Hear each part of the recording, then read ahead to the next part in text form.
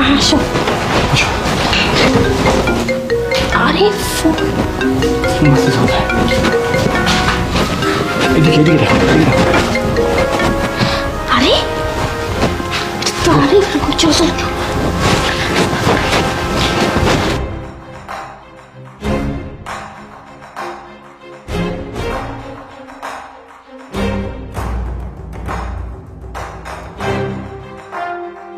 কি ব্যাপার, এমনটা তো কোনোদিন হয় নাই।